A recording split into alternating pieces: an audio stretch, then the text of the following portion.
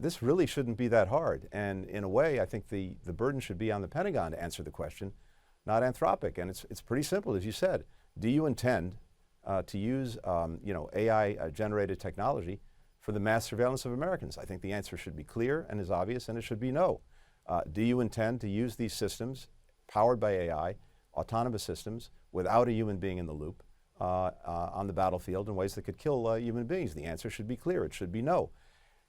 Clearing that up shouldn't be that complicated. Now, I understand from the Pentagon's perspective that having to do this on a contract-by-contract basis every time is really burdensome, which suggests to me that we ought to have some regulation on this. It's something that Anthropic has been asking for.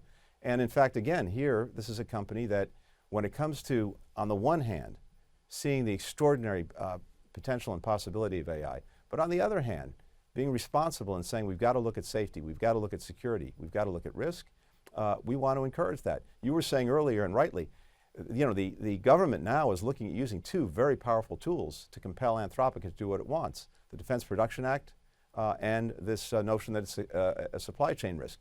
As you said, you can't have it both ways. It can't at once be essential to our national security and a threat to our national security.